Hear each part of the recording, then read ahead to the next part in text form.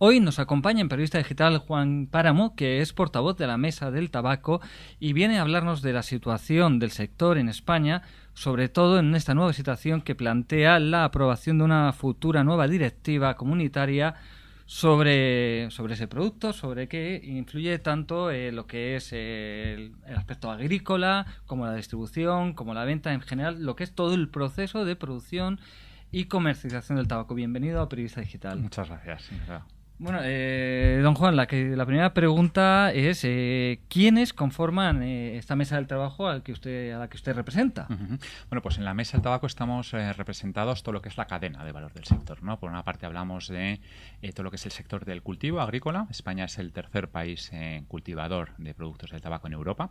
Está también todo lo que es la transformación. Hay una empresa transformadora muy importante que es parte de propiedad de la SEPI, que es Cetarsa.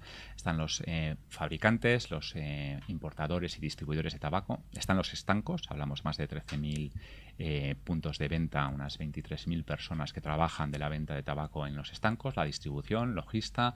Están también los fabricantes de las máquinas expendedoras, que es una empresa puntera en España. El 95% de las máquinas expendedoras se fabrican por empresas españolas, fundamentalmente concentradas en Navarra, y forma también parte de la mesa del tabaco tanto la COE como los principales sindicatos, comisiones obreras y UGT. Bueno, eso podemos decir que aunque no estén en la mesa porque no es su actividad principal, pero hay otros sectores económicos que están relacionados con él, por ejemplo, pues desde bares y otro tipo de comercio en los que se distribuye tabaco legalmente y que también les afectaría una nueva normativa más restrictiva. Efectivamente, al final estarían también afectados, como lo estarían los propios consumidores, pero vamos, lo que es la mesa del tabaco es la organización de la cadena de valor, que hablamos de unas 56.000 personas que viven de este sector en España. De 56.000 personas que, más o menos, por ejemplo, en el tema agrícola, que es muchísimo, ¿cuántas personas serían y, sobre todo, a qué comunidades autónomas afecta? Pues el cultivo está fundamentalmente concentrado en Extremadura. Un 93% del tabaco que se cultiva en España está en Extremadura. Luego hay también algo en Andalucía, algo en Navarra y algo en Canarias. Y estamos hablando de unas 10.000 familias que viven del cultivo del tabaco en España. Con la peculiaridad, además, que son en zonas en las que no se podría introducir un cultivo alternativo. El tabaco es muy difícil por la intensividad de su mano de obra y por la dificultad del terreno que se necesita para cultivar el tabaco. Es muy difícil encontrar cultivos alternativos. Es decir, serían zonas que en caso de que se restringiera o se prohibiera el cultivo de este tipo de producto, de tabaco, de hoja de tabaco, pues serían zonas que acabarían siendo despobladas. Es decir, es un tabaco que además contribuye mucho a la fijación de la población rural en estas zonas. Bueno, y no solo hablamos de la realidad de poder comer literalmente de miles de familias españolas, sino que también es un sector que aporta mucho a las arcas del Estado. Efectivamente, no olvidemos que el precio de la cajetilla, el 80% del precio de la cajetilla, por ejemplo, de tabaco, son impuestos. Es decir, estamos hablando que de cada 10 euros, 8 son para el Estado. En ese sentido, hablamos que en general los productos del tabaco aportan aportaron el año pasado unos 9.315 millones de euros, que viene a ser aproximadamente un 6% en la totalidad de la recaudación del Estado y un 40% aproximadamente de los impuestos especiales. Bueno, hablábamos antes en la presentación que se está aprobando, bueno, se está votando, está en proceso una nueva directiva comunitaria sobre productos del tabaco, se llama, efectivamente. La votación de las enmiendas ha sido, nos comentaba antes de entrar en el estudio, que se ha retrasado, tenía que haber sido entre el día 10 y 12, se ha retrasado. Exactamente, ¿qué novedades contiene esa directiva, que es las que a ustedes les han hecho movilizarse?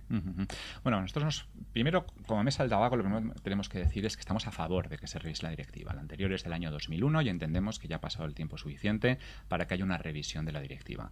Compartimos además los objetivos de la Comisión Europea en el sentido de la restricción de la venta de productos a menores y la búsqueda de la reducción del consumo. ¿Cuál es nuestra preocupación? Nuestra preocupación es que las medidas que propone la Comisión Europea son medidas que van a conseguir justo el efecto contrario. Es decir, son medidas muy restrictivas, a nuestro juicio desproporcionadas, porque en lugar de conseguir esos objetivos de los que hablamos, van a conseguir objetivos adversos que luego, si quiere, entramos en ello. ¿Qué medidas propone? Fundamentalmente son medidas relacionadas con tres áreas. Por una parte, todo lo que es la fabricación de producto. En ese sentido, se prohíben una serie de ingredientes basándose en criterios tan subjetivos como el de la atractividad. Es decir, se decide que el mentolado, por ejemplo, es un producto atractivo y se prohíbe, sin que haya ninguna evidencia científica que justifique o avale la toma de esta decisión, porque no hay nada que demuestre que el mentol es más o menos perjudicial que el resto de los productos del tabaco, ¿vale? Luego hay otra serie de medidas tendentes a la estandarización de los productos. Por una parte, quieren que todas las cajetillas tengan el mismo formato, la misma apariencia, los productos, pues el mismo formato de nuevo, con unas medidas mínimas. Se prohíben, por ejemplo, los cigarrillos que se llaman slim, que son así como más delgaditos, o unos cortos. Se prohíben las formas en las cajetillas, etcétera. Tendente, de nuevo, a que todo sea igual. Es decir, se quiere que sepa igual y parezca igual. Y luego se quieren, entre otras cosas, introducir unas nuevas medidas, aumentar las medidas de las advertencias sanitarias del actual casi 50%, 40 y pico por ciento, hacia un 75% del total de la superficie de la cajetilla. Añadiendo además advertencias en los laterales y añadiendo una serie de cosas que al final dejarían de espacio para la comunicación de las marcas con los consumidores menos del 15% de la superficie total de la cajetilla. A nuestro juicio esto es desproporcionado, entre otras cosas porque de nuevo no ha sido la Comisión capaz de justificar por qué este aumento de las advertencias va a reducir el consumo. No existe ninguna evidencia científica que demuestre que aumentando las advertencias el consumidor vaya a saber mejor que el tabaco es perjudicial. No, sabemos que el tabaco es perjudicial, lo ponemos en el 50% de las cajetillas y así está informado el consumidor. El hecho de que se haga más grande no va a hacer que el consumidor esté mejor informado y por tanto no va a reducir, no hay ninguna prueba que justifique que vaya a reducir el consumo.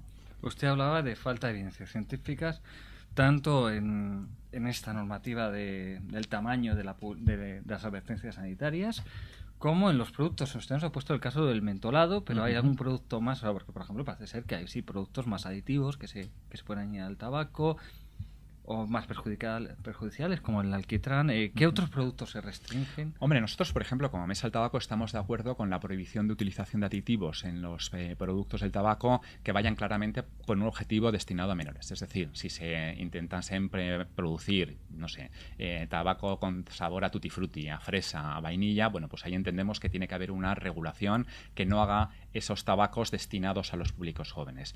En el resto de los productos, nosotros lo único que solicitamos como Mesa del Tabaco es que haya una evidencia científica sólida detrás que justifique la aplicación de esa prohibición.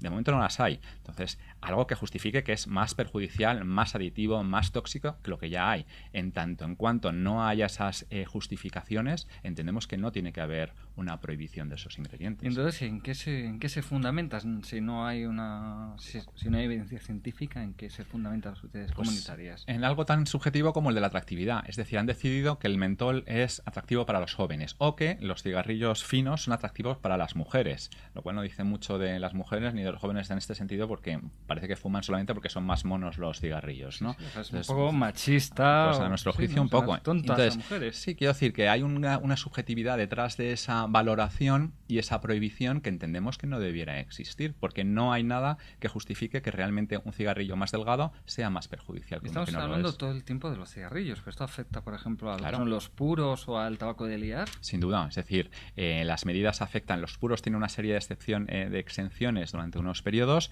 pero el tabaco de liar tiene exactamente las mismas prohibiciones que puede tener los cigarrillos. Es más, en el caso, por ejemplo, del tabaco de liar, una de las prohibiciones que le afecta específicamente a ellos es la prohibición de hacer bolsas de tabaco de liar de menos de 40 gramos, cosa que no se entiende ni se sujeta por ningún lado, porque aproximadamente 1 gramo de tabaco equivale a un cigarrillo, de forma que por una parte en los cigarrillos permites las cajetillas de 20 y en otra, en cambio, en la picadura de liar prohíbes las bolsas de menos de 40. ¿Cómo se sujeta? Es una arbitrariedad total. Usted dice que permiten cajetillas de 20, pero por ejemplo cajetillas de 10 o de 15 no, o de 19, ¿cómo va hace años? En principio va a haber un número mínimo de cigarrillos, ¿vale? Y igual que hay un número, o están proponiendo un número mínimo de gramos en las bolsas. Ahora, ¿por qué es distinto en los cigarrillos que en las bolsas? Pues todavía no lo sabemos. No conocemos el motivo. No. Y bueno, todo esto también ustedes sostienen que esto va a provocar un mayor contrabando. Bueno, básicamente estas medidas, y no lo decimos solamente nosotros, sino un estudio que ha emitido una empresa especializada en la elaboración de este tipo de informes, que es Asesores Financieros Internacionales, han emitido un informe estudiando las medidas y qué efectos podría tener en la economía española. Fundamentalmente, si se aplicasen las medidas en los modos más extremos, que es lo que está planteando la ponente de la Comisión del Parlamento Europeo, habría dos tipos de impactos. Por una parte, lo que se produciría es que si se estandariza todo el producto, es decir, como decíamos antes, todo sabe igual, todo tiene la misma apariencia, los mismos formatos, etcétera, solamente queda un elemento con el que competir entre las marcas, que es el precio. Esto significa que se comoditiza la categoría, es decir, se hace como una categoría de marcas blancas. Y el primer impacto que tiene es que si el consumidor solamente va a diferenciar las marcas entre precios, lo que hará será coger las marcas más baratas, porque no hay diferencias en calidades, en formatos, etcétera. Al disminuir los precios, lógicamente los márgenes se reducen. Al reducirse los márgenes, y como el consumidor ya no le interesa tanto la calidad, sino le interesa el precio, pues se va a buscar tabacos de menores calidades. Al buscar tabacos de menores calidades, el tabaco de Extremadura, que es un tabaco de una excelente calidad, pero algo más caro que el tabaco, por ejemplo, de Kenia o de Brasil, pues dejará de ser interesante para las marcas, porque el consumidor no va a demandar ese tipo de tabaco. Entonces, se comprará tabaco en otros países más baratos. Mientras que ahora el consumidor sí valora esa calidad y está dispuesto a pagar por ella. Y lo mismo la producción, pues deja de ser interesante producir en España, donde se produce muy bien con mucha calidad pero más caro, y se producirá en países donde la mano de obra sea más barata o los factores de producción más baratos. Al final lo que se va a producir es una reducción del valor de la cadena del tabaco. Eso por un lado. El siguiente impacto sería aquí ya el vemos incremento. Un efecto de destrucción de empleo. Claro, destrucción de empleo, destrucción de valor, destrucción de puestos de trabajo, destrucción al final de riqueza para el país y, por supuesto, de impuestos, porque bajar los precios baja la recaudación, que veíamos antes que era porcentual, su mayor parte es porcentual sobre el precio. El otro efecto inmediato que habría, según este estudio de AFI, es el incremento del contrabando de tabaco. Si bien la Comisión Europea en los argumentos es que el sector no debe preocuparse porque en realidad ellos solamente plantean la disminución de un 2% del consumo en los próximos 5 años, claro, cuando la Comisión Europea habla de consumo en general. Nuestra preocupación es que el consumo se va a traspasar desde los canales legales actuales a canales ilegales. ¿Por qué? Porque si yo soy consumidor, por ejemplo, de mentol o de cigarrillos finos o de una marca en que me gusta ver la cajetilla de toda mi vida, y no la puedo comprar en los canales legales, tengo canales alternativos a mi disposición que me van a ofrecer ese tabaco que además la Comisión no ha sido capaz de demostrarme que es más perjudicial para mi salud. No me ha justificado por qué tengo que dejar de comprar ese tabaco. Con lo cual voy a buscarme ese tipo de producto en los canales alternativos, que son canales ilegales, con varios problemas. El primero, lógicamente, que estoy comprando un tabaco que no ha pasado ningún tipo de control, como si pasa el tabaco legal, que está sometido a todos los controles como tiene que ser, normativos, sanitarios, legislativos, etc. Segundo, el tabaco contrabando no paga impuestos. El tabaco de contrabando no genera empleo, por lo menos en España. Lo generará en China, en los Emiratos, donde quiera que se fabrique, ¿no? Pero en España, desde luego, no genera empleo. Y segundo, estoy comprando un tabaco que no sé qué tipo de tabaco lleva en su interior, siquiera si lleva tabaco, y desde luego que no ha pasado ningún control. Eso, de nuevo, producirá pérdidas en el empleo, pérdidas en la recaudación y pérdidas en todo lo que es la generación de esa economía que aporta el sector del tabaco. Para que nos demos una idea, España hace 5 o 6 años estaba el tabaco de contrabando muy controlado y estamos hablando del torno a un 0,5% total de las ventas. En los últimos 6 años, como consecuencia también de la crisis, de la dificultad de la gente de, llegar a fin de mes y tal, pues ha ido incrementándose el contrabando de tabaco y ha pasado ese 0,5 a en torno a un 11-12%. Hay regiones en Andalucía, por ejemplo, que están en el 20%. En la línea, al lado de Gibraltar, el 36%. Eso destruye empleo. En Gibraltar, en la línea creo que había 9 estancos, no sé si quedan 2 abiertos, con la consecuente pérdida de empleo. Llega a un nivel de ventas de contrabando donde el estanco ya no es rentable tenerlo abierto, no puede competir en precios con el contrabando. Bien, pues eso es una de las consecuencias graves. Las dos líneas de impacto que tendría la directiva, según AFI, representarían que pasaríamos a hablar de una pérdida de unos 10.000 puestos de trabajo aproximadamente y unos 1.700 millones de euros de recaudación más, sumados a los 1.000 millones de recaudación que ya hemos perdido por haber pasado de ese 0,5 al 12%. Es decir, al final un impacto total de casi 2.700 millones de euros frente a hace 5 años y 10.000 puestos de trabajo. Además, usted ha hablado de la línea de Gibraltar, que es quizá el ejemplo más conocido y de relativa actualidad por todo lo que ha ocurrido este verano con Gibraltar. Pero, digamos, el tabaco que entra de Gibraltar a la línea o desde Gibraltar a España es un tabaco, en principio, que cumple unos estándares, pero no todo el tabaco. O no, pero en principio mucho, por lo menos cuando Gibraltar ha importado tantos miles de cajetillas, si sabemos cuánto ha importado es porque es canales estándar, con lo cual una garantía de seguridad. pero el resto, usted dice, no cumple garantías de seguridad. ¿De dónde viene ese tabaco que no cumple estas garantías de seguridad y por dónde entra a España? Bueno, pues entra básicamente por todo lo que es la línea costera. Efectivamente, por Gibraltar entra mucho, pero entra también por todo el resto de puertos desde Algeciras, Valencia, Alicante, Barcelona, Andorra, etcétera. Y este tipo de tabaco, bueno, pues se produce en países como China, en los Emiratos Árabes, etcétera. Es decir, porque hay varios tipos de tabaco, hay de contrabando de tabaco. Hay uno que es el contrabando de marcas habituales que se compran en, qué sé, pues en países productores donde efectivamente han pasado esos controles sanitarios. Los de esos países, que no sabemos si corresponden a los nuestros, porque pueden ser con una regulación sanitaria radicalmente diferente. Ese sería un tipo de contrabando. Otro es lo que se llaman los illicit whites, o marcas blancas ilegales, que son la producción y venta de productos del tabaco de marcas que no se venden legalmente aquí, pero que son marcas legales en otros países, se compran en otros países y se introducen aquí para la venta exclusiva por contrabando. Y el tercero y más peligroso de todos es el falsificado, es decir, contrabando de tabaco que ni siquiera sabemos lo que lleva dentro porque son marcas habituales, imitaciones de marcas habituales, y que vienen pues con cigarrillos de todo tipo. O sea, pueden llegar desde tabaco a cualquier tipo de producto dentro, por supuesto sin ningún tipo de control y en ningún caso ninguno de los tres tipos de contrabando habiendo pagado los impuestos ni garantizando estos puestos de trabajo. ¿Y ustedes? Porque claro, el objetivo de la Unión Europea es declarado, es buscar, o de la Comisión, es buscar una reducción del consumo del 2% a nivel comunitario, entiendo. Sí, en 5 años. En 5 años. Y para eso quieren restringir, pero ustedes también lo dicen que el consumo, no el consumo legal. ¿Ustedes creen que ellos son conscientes de que van a aumentar el contrabando? Pues no será porque no lo hemos dicho. Desde luego nosotros desde la Mesa del Tabaco hemos mantenido reuniones y hemos ido a visitar a los fundamentales personas implicadas en el desarrollo de la directiva, a exponer nuestra posición, nos han escuchado atentamente. Ahora ellos se agarran a los argumentos que ponen encima de la mesa y señalan que bueno, pues que no va a tener ese impacto, etcétera. Nosotros, bueno, pues creo que la historia está ahí para demostrar que efectivamente cuando hay esas medidas restrictivas el contrabando crece, cuando hay estas medidas restrictivas en el sentido de no permitir el acceso una serie de productos, el consumidor busca canales alternativos para esos mismos productos y lo que está claro también es que cada vez que se ponen medidas restrictivas en lo que es la economía, en la competencia entre las marcas, sin que haya ninguna justificación científica detrás que avale su aplicación, pues lo que se produce es un trasvase, primero a canales ilegales y segundo una reducción del valor del sector, pero eso es así. Bueno, hemos visto que hay comunidades autónomas donde el tabaco, la cadena de valor es muy importante, hemos hablado mucho de Extremadura donde se produce. Canarias también es fundamental.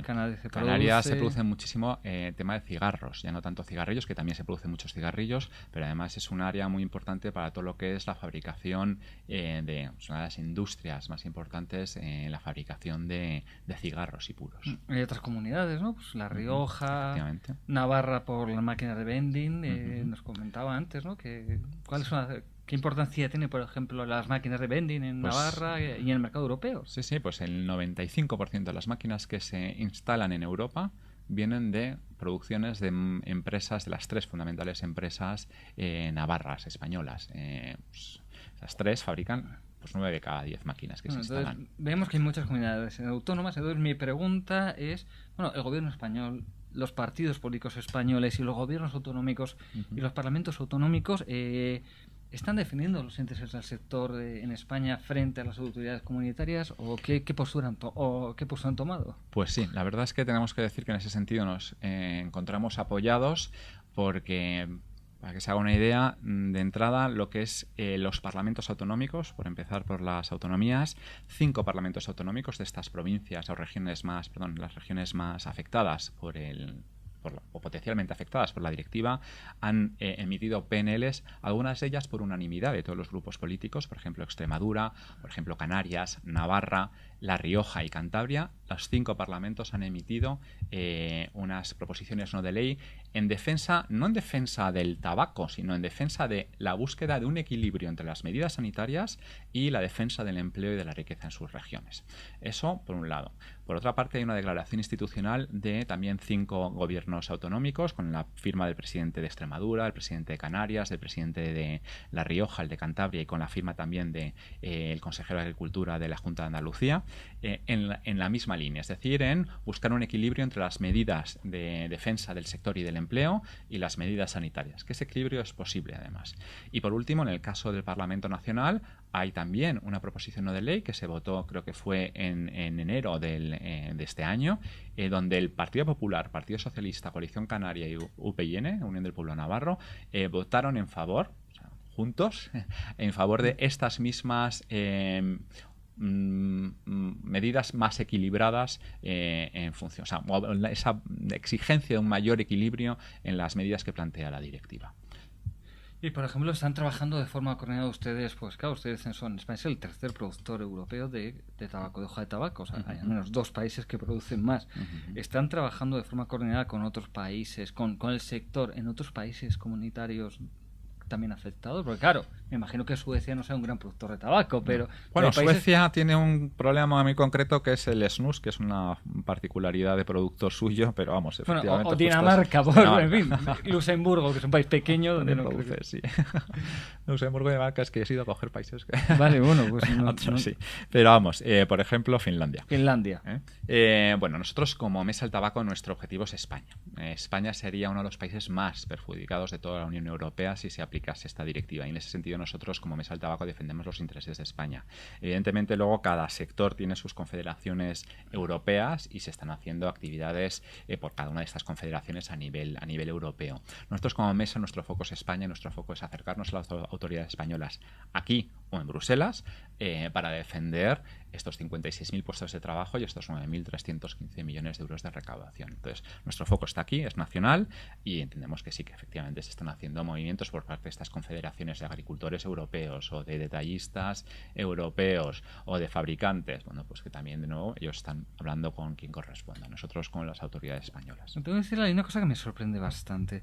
Normalmente cuando se está estudiando cualquier normativa, ya sea nacional o ya sea europea, que afecta a un sector económico importante, siempre tiene mucha repercusión en los medios, incluso en productos, digamos, políticamente incorrectos como el alcohol. Aquí hemos visto que cada vez que se ha querido subir impuestos al alcohol, restringir la producción de alcohol, hay una reacción y sobre todo tiene mucho eco mediático. Sin embargo, parece que ustedes no se habla del tema. Hay miedo en los medios a hablar del tabaco, está mal, es políticamente incorrecto, se tiene miedo a algo. Francamente, yo creo que miedo no. Lo que creo que hay es que ahora hay muchos temas muy interesantes para la población y bueno, pues a lo mejor el tabaco no está captando ese interés mediático que pueden captar otra serie de temas que yo entiendo que sí, lo en estos momentos. El vino sí, bueno, efectivamente. En el caso del tabaco, pues hay menos interés. Es verdad que es un tema muy sensible, es un tema muy emocional y poco racional. Nosotros por eso, como Mesa del Tabaco, hemos querido salir y defender un sector que no deja de representar a 56.000 trabajadores que viven de este producto, que estamos a favor de la regulación, que salimos diciendo que efectivamente el tabaco es un producto que es perjudicial para la salud, pero que un consumidor adulto, informado, con todo el derecho que tiene a la información, luego tiene que tomar su propia decisión de fumar o no fumar. Y una vez dicho esto y tomada esa decisión, pues entendemos que podemos defender esos puestos de trabajo y esa riqueza que genera el sector en España. Y en ese sentido, por ejemplo, acabamos de lanzar un microsite, no sé si puedo hacer publicidad, del microsite que se llama 56.000 historias detrás.org. ¿Les dejan hacer publicidad de esto? Porque no les dejan hacer publicidad de sus productos. Bueno, sí, porque en este caso no estamos hablando del hábito de fumar ni de lo que son los productos o las marcas, sino que hablamos de empleo. Y en ese sentido, bueno, pues como cualquier otro sector también tenemos derecho a defendernos. Y en ese sentido sí que tenemos que decir que hemos encontrado el apoyo que hablábamos antes de las autoridades, y cuando hemos ido a hablar con medios, como es el caso de ustedes, y conocen la problemática que hay detrás, conocen las personas, pues efectivamente es un sector que no tiene la gente esa idea en la cabeza de lo que genera para la economía, y que cuando se les explica y lo entienden y ven que estas medidas no solamente ponen en peligro estos puestos de trabajo, sino que encima no van a conseguir otros objetivos, pues nos dan la oportunidad, como nos la están dando ustedes ahora, para poder lanzar esta voz en defensa de estos puestos de trabajo. Pero permítame decirle, usted tiene un argumento que, por otra parte, en fin, yo lo comparto, que es que el consumidor legítimamente informado, el consumidor tiene que ser libre, aunque le perjudique si quiere, pero este mismo argumento que usted me da se puede aplicar a las drogas. Algunos defendemos que las drogas también tienen que comercializarse libremente, pero otros no. Entonces, yo le digo, o sea... Bueno, nosotros lo que defendemos es que es un producto que es legal. Las drogas es un producto ilegal, no tiene nada que ver el consumo de drogas con el consumo de tabaco. Porque las autoridades han decidido que sea ilegal. Claro, pero en este caso las autoridades han decidido que sea un consumo legal y en ese sentido nosotros defendemos un producto legal, un producto que contribuye con mucho a las arcas del Estado y un producto que contribuye a mucho empleo. En un momento en el que España no se puede permitir ni perder un euro de recaudación ni perder un puesto de trabajo, porque estamos como estamos. Entonces, no comparamos. Yo en todo caso me compararía con el alcohol, por ejemplo, con el vino o con las bebidas azucaradas o con las, yo qué sé, la comida rápida. Es decir, estas regulaciones que se están llevando a los extremos, y es una de las razones por las que la COE y los sindicatos están con nosotros en esta mesa del tabaco, es porque, bueno, pues mañana, hoy es el tabaco, pero mañana será el vino, mañana serán las bebidas azucaradas. Es decir, se están yendo hacia unos excesos regulatorios de un Estado cada vez más vigilante de los hábitos de consumo de los ciudadanos, que llega un momento que hay que decir, mire, soy mayorcito de edad, estoy informado, sé lo que quiero y soy capaz de tomar mis propias decisiones a partir de ahí. Sí. Y este exceso de regulación del que usted me habla no podría tener un objetivo a largo plazo en mente de algún político bueno, ya que no lo puedo prohibir porque quedaría demasiado mal prohibirlo, como se debería prohibir la droga, producto queda legal, determinadas drogas, bueno, pues lo voy a ahogar y que no hace falta prohibirlo porque voy a acabar con el sector de forma legal. ¿Esto no puede estar en mente de algún político? Hombre, pues probablemente no lo sé. Yo no estoy en la mente de los políticos. Desde luego, lo que van a conseguir con esta directiva es ahogar mucho el sector y poner en juego, pues, eso decía el informe, 10.000 puestos de trabajo, gente que se irá a la calle porque las medidas, sin cumplir ningún objetivo, los que se proponen, van a producir pérdidas de puestos de trabajo y pérdida de recaudación. Como decía antes, en un momento que no nos lo podemos permitir. Y en el momento que se ahoga el sector y se acaba con la industria legal, pues llega lo que pasa con las drogas en el mercado negro. Claro. Bueno, pues don Juan Páramo, muchísimas gracias por haber venido a Periodista Digital a hablarnos del sector, de los problemas que tienen. Y nada, pues aquí les hemos dejado su voz para que la puedan expresar. Muchísimas gracias. Muy agradecidos, muchas gracias, de verdad.